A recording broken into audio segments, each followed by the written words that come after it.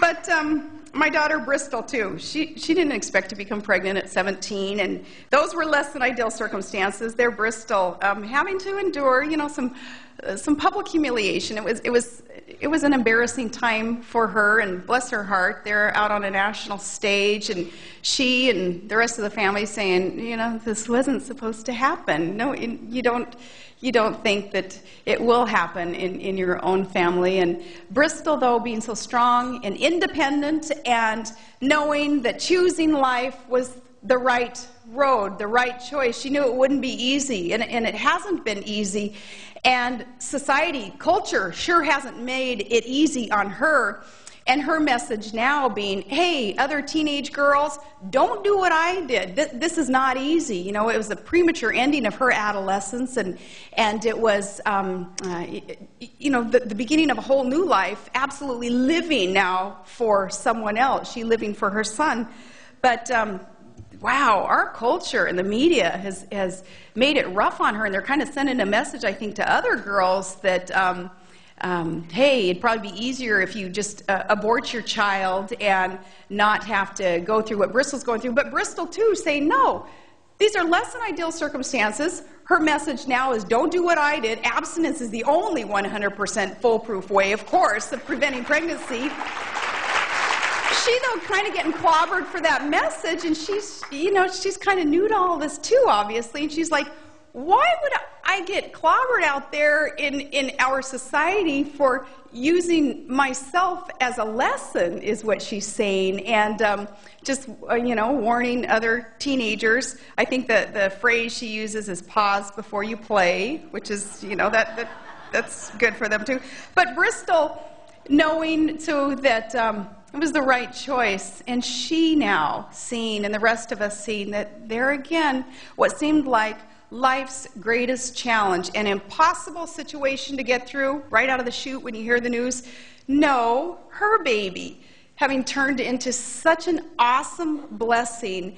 And we here at the, a year and a half later, looking at this child saying, what would our life be like if he were not here in our life? Again, not an easy road for Bristol, not an easy road, but the right road. And I'm very proud of her decision.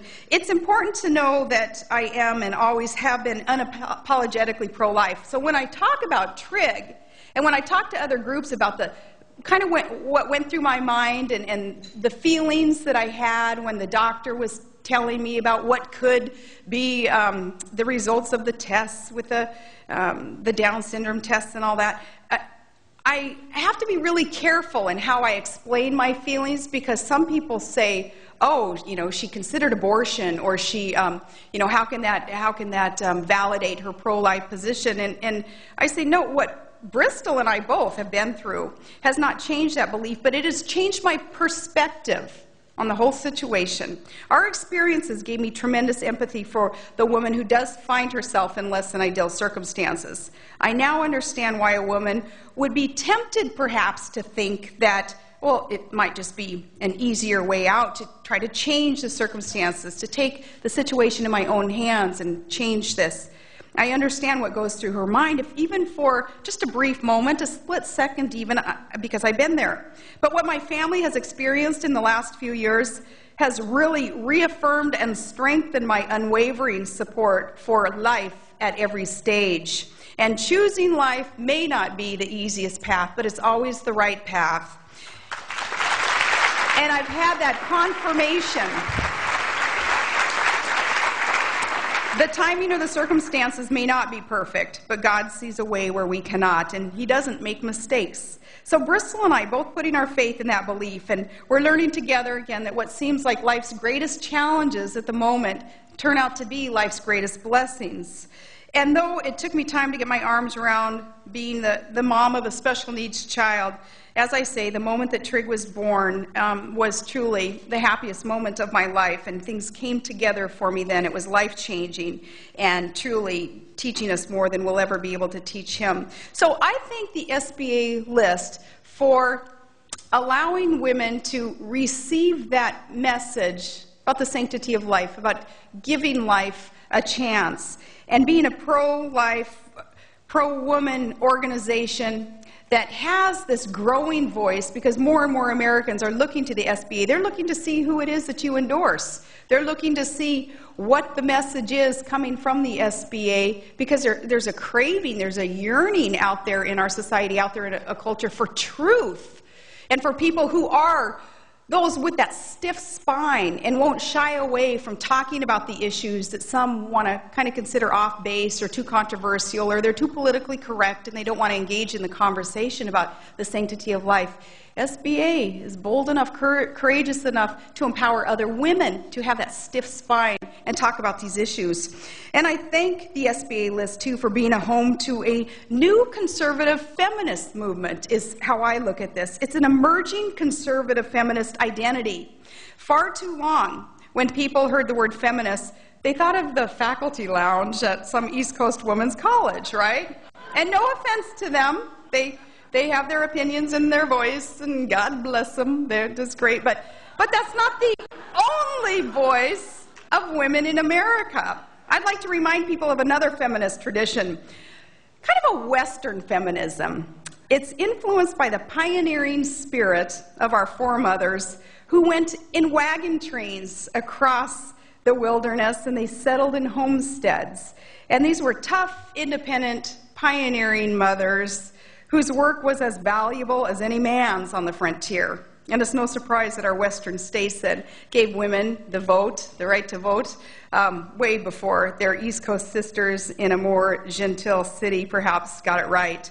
These women, they had dirt under their fingernails, and they could shoot a gun and push a plow and raise a family all at the same time. These women, our frontier foremothers, they loved this country, and they made sacrifices to carve out a living and a family life out of the wilderness. They went where no woman had gone before. I kind of feel a connection to that tough, gun-toting pioneer feminism of women like Annie Oakley and them. Maybe it's that upbringing in Alaska. Maybe, too, it's because later on today I do a speech for the NRA and kind of getting in the groove. Yeah. I'm proud to call myself a Western conservative in the tradition of Ronald Reagan. Ronald Reagan, understanding those Western values, too, those small-town values, and as an Alaskan woman, I'm proud to consider myself a frontier feminist, like those early pioneering women of the West. Now, maybe my jumping on a national stage was a bit of a shock to some people who may not have considered what an independent pioneering spirit, that I was brought up with, what that could look like. Maybe there was a lot of shock out there jumping on that national stage, but I know that some left-wing feminists, they sure didn't know what to make of an Alaskan chick out there talking about the Second Amendment and talking about raising family and kids, the more the merrier, and all that.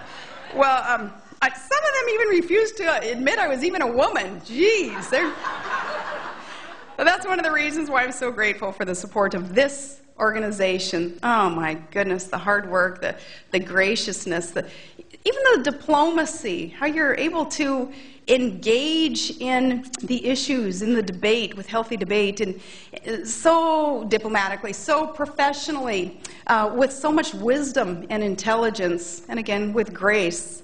I'm grateful to have a place like this full of sisters who are not put off by a gun-toting pro-life mom, of a fun, full family, never dull, and I so appreciate the support that you all have shown.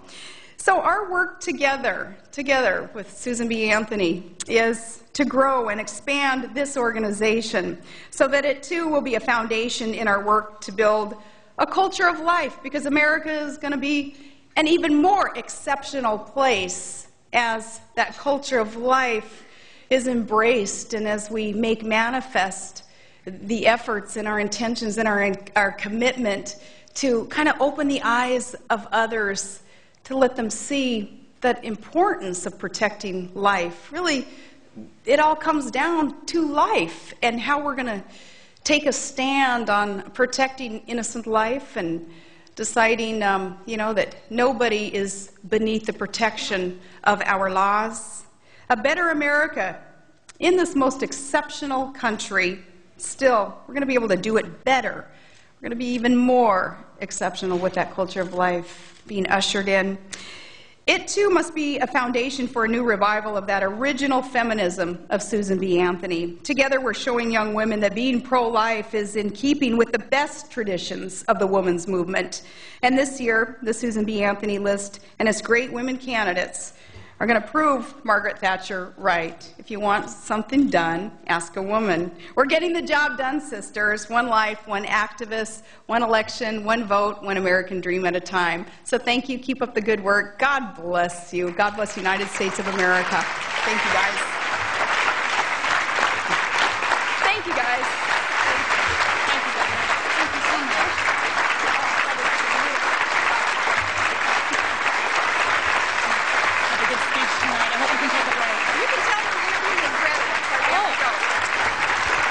The interview with Greta is right now. Yeah, gotta go.